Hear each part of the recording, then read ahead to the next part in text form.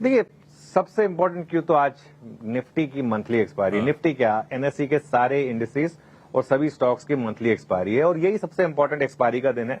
कल बीएससी की भी, लेकिन बीएससी में सिर्फ सेंसेक्स और बैंकेक्स ट्रेड होते हैं तो इसके लिए वो इतना इंपॉर्टेंट नहीं है। लेकिन आज क्योंकि सब स्टॉक स्पेसिफिक एक्सपायरीज भी होंगी और सभी के सभी इंडेक्स की एक्सपायरीज होंगी, उस हिसाब से आज एक काफी इंपॉर्टेंट दिन है। एक ट्रेंड डे हम कल देख चुके हैं आशीष, इस चीज का ध्यान रखिएगा।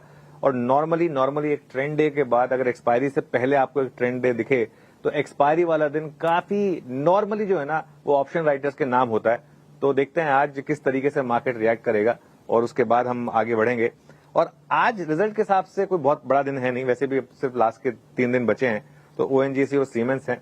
देखिए, सबसे इंपॉर्टेंट तो है कच्चा तेल। कल काफी गिरा, आज सुबह 2% बढ़ा, लेकिन अच्छी बात यह है कि जहां हम छोड़कर गए थे मोरलेस वहीं पर हैं हम। और अगर आप अगले मंथ का फ्यूचर देख रहे हैं तो ऑलरेडी 94-95 के करीब ट्रेड कर रहा है, जो परसों से एप्लीकेबल हो जाएगा। ठीक है, और इसका थोड़ा सा इंपैक्ट आपने एशियाई बाजारों पर देखा है। आज एशियाई बाजार थोड़े से लाल निशान में है। अमेरिकी मार्केट्स कल बंद थे, मेमोरियल डे हॉलिडे थी वहां पर, लेकिन डाउ फ्यूचर्स में जबरदस्त तेजी है। बॉन्ड मार्केट भी कल बंद थे। आज सुबह अगर आप देखें तो बॉन्ड मार्केट से भी अच्छे क्यूज हैं, करीब 6 बेसिस पॉइंट गिरे हैं वहां पर। अब आते हैं उस हल्के से नेगेटिव क्यू पर जो आज सुबह सुबह आया। यूएस ईरान के बीच, अब देखिए, एक सीज फायर के बीच में और एक डील के बीच में इस तरीके की छोटी मोटी स्कर्मिशेस होना कोई बड़ी बात नहीं है, ये नॉर्मल है, ये होता है और एक किसी भी नेगोशिएशन का हिस्सा होता है ये। मगर एक फिर से कुछ हमले हुए हैं ईरान पर, और जो ये यूएस का कहना ये है कि ये जो हमले हुए हैं ये सेल्फ डिफेंस में हुए हैं और जो माइन बिछाने वाली नाव थी उनको हमने एक एड्रेस किया यहाँ पर या फिर अटैक किया उनके ऊपर, और लारक द्वीप पर ये हमले हुए हैं।